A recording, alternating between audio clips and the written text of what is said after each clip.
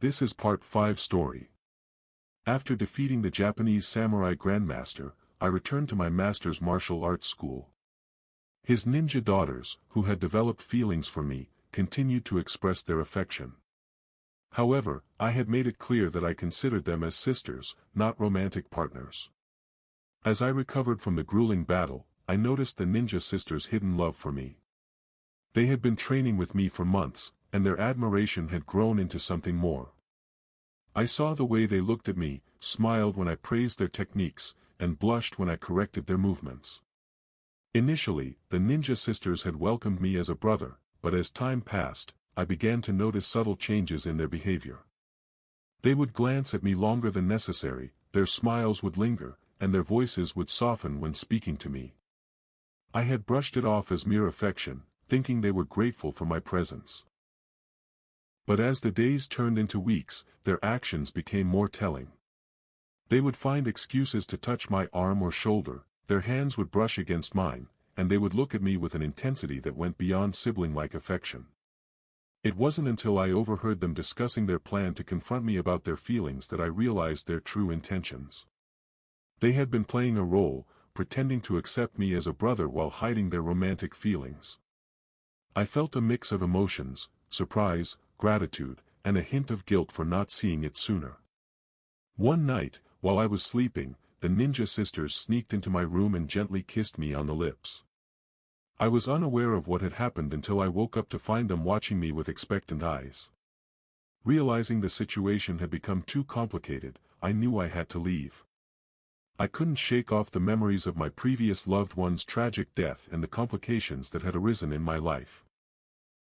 When the ninja sisters expressed their romantic feelings towards me, I was reminded of the risks of losing loved ones.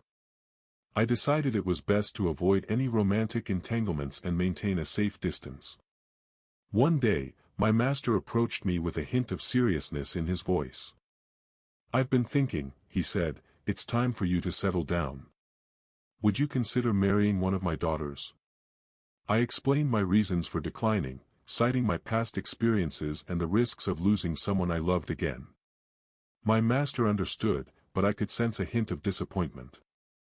That night, while the ninja sisters slept, I bid farewell to my master and set out into the unknown. I traveled through China's hilly terrain, the moon casting eerie shadows on the landscape. My journey took an unexpected turn when I stumbled upon a dense forest and was captured by a tribe of jungle dwellers. They took me deep into their territory, where their leader declared that I would be groomed as a husband for one of their daughters before being sacrificed to their sun god. I fought valiantly, taking down many tribesmen, but I knew I couldn't hold out for long. Somehow, I managed to break free and make a run for it. I sprinted through the forest, the tribe's angry shouts echoing behind me. I made my way through the Mekong River.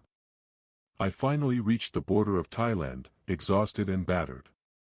However, my troubles were far from over.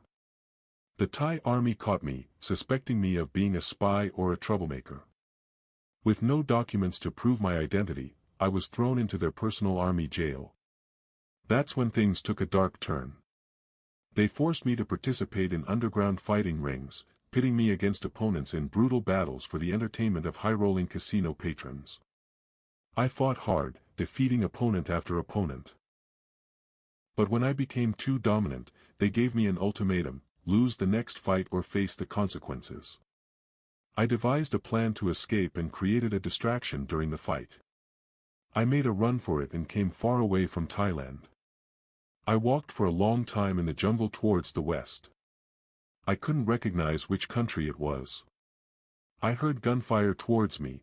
It was the private army of Myanmar. I ran towards the west and jumped into the ocean. The waves crashed against me as I swam with all my might, the shore growing farther away. I finally reached a small island, exhausted but relieved to be free. As I collapsed onto the sandy beach, I knew this was just the beginning of a new chapter in my life. I would have to find a way to survive on the island, to find food and shelter, and to protect myself from any dangers. But for now, I was safe, and that was all that mattered. I closed my eyes, letting the sound of the waves lull me into a deep sleep, ready to face whatever challenges lay ahead. Friends, subscribe to the channel for part 6 of the story.